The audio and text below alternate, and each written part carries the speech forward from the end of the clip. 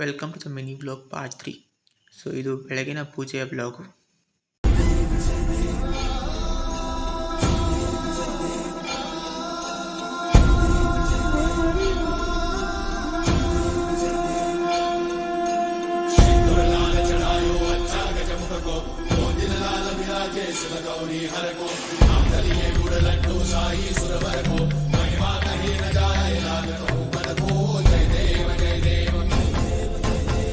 जय Shri गणराज